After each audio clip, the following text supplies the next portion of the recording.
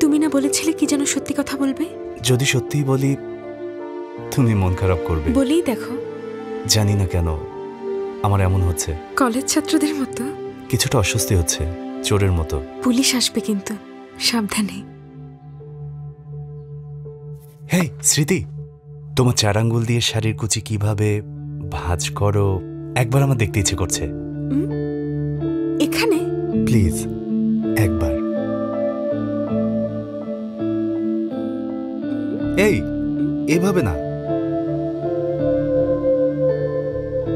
এই স্মৃতি, আঙ্কেল আসছে। এই প্লিজ প্লিজ প্লিজ প্লিজ এখান থেকে চলে যাও না, প্লিজ যাও না। বাই।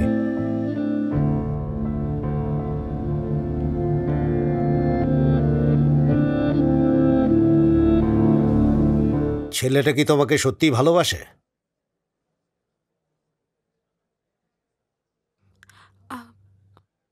হ্যাঁ বাবা। আগে সত্যিটা জেনে নাও, এখন ওই ছেলেটার কাছে গিয়ে জিজ্ঞেস করো। যাও, আমি সত্যিটা জানতে চাই।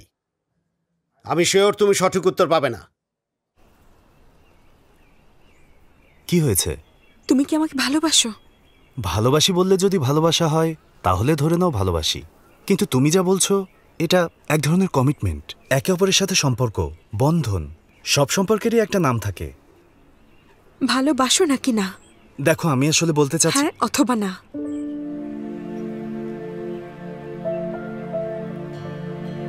স্মৃতি, আমাদের এই সম্পর্কে মনে হয় সবকিছু তাড়াতাড়ি হয়ে যাচ্ছে। তোমাকে আগেই বলেছিলাম, তোমার বাবাই ঠিক বলেছেন। আমার কাছে আসলে এর সোজা কোনো উত্তর নেই। তুমি ভাবতে পারো আমি ভালোবাসি কি বাসি না, আই ডোন্ট নো। স্মৃতি, স্মৃতি,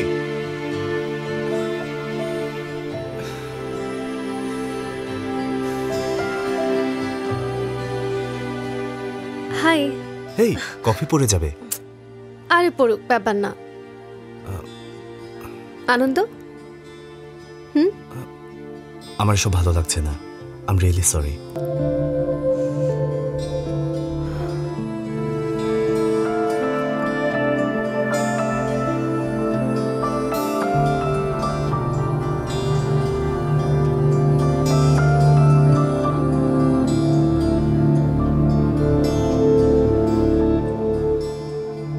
কি করছো স্মৃতি?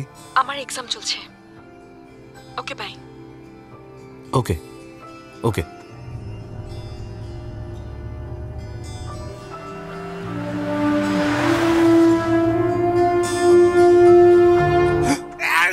আরে অন্ধ নাকি, দেখে চলতে পারিস না?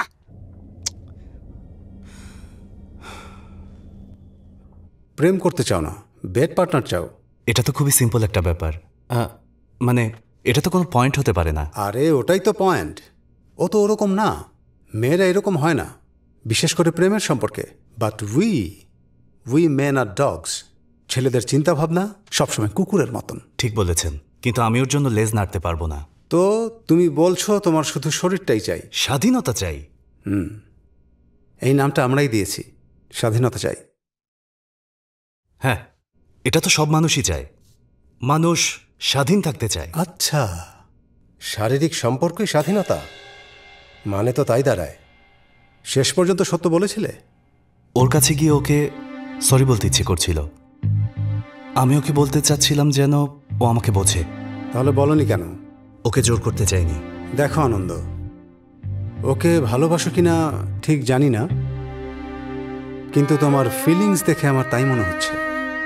একটা জোড়াতালি দেওয়া সংসারে বেড়ে উঠেছ, তাই হয়তো ভালোবাসা প্রকাশ করতে পারছো না। মানে তুমি এটা মেনে নিতে পারছো না।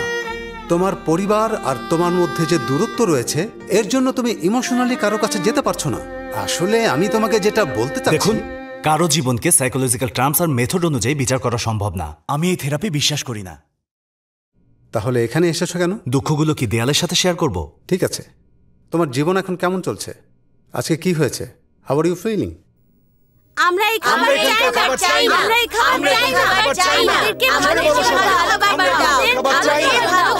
খাওয়া খাওয়া খাওয়া, যখনই দেখি তখনই খাবার খেতে চাও। যাও নিজেরা স্টোর রুমে গিয়ে দেখে নাও। দেখে এসেছি, চাল নষ্ট হয়ে গেছে, তাতে পোকা ধরেছে আর গন্ধ পুরো জায়গাটায় ছড়িয়ে গেছে। বাচ্চাগুলো এখানকার খাবার খেতে পারে না, তাই ঘর থেকে বেঁচে যাওয়া খাবার নিয়ে আসে। হ্যাঁ, ডালের নামে ওরা হাড়িতে শুধু পানি দেখে। আপনিই বলুন এসব ওরা কি করে খাবে স্যার? ঠিক আছে, কি চাও আমাকে লিখিত জানাও। বাচ্চাদের এই অবস্থা কখনো সিনেমাতেও দেখিনি। কিছুদিন আগে একটা সিনেমা দেখতে গিয়েছিলাম, গল্পে তেমন ভালো কিছু ছিল না। আশেপাশে যারা বসেছিল তারা অকারণেই হাসছিল, দেখে চিন্তায় পড়ে গেলাম, আমি যদি এ ধরনের সিনেমা বানাই তাহলে আমার অবস্থা কেমন হবে।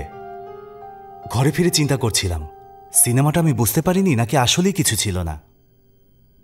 আগে আমি অনেকক্ষণ পর্যন্ত একা রুমে বসে থাকতে পারতাম, কিন্তু কেন যেন একা থাকতেই পারছিলাম না। I missed my loneliness. Phone বুকের নাম্বারগুলো দেখছিলাম, ফ্যামিলি, ফ্রেন্ডস, স্মৃতি। স্মৃতি আমার ফোন ধরে না। কি করব বুঝতে পারছিলাম না, বারবার শুধু ওর নাম্বারটাই দেখে যাচ্ছিলাম। ওয়াও, তুমি একমাত্র মানুষ যে একাকিত্বকে মিস করে।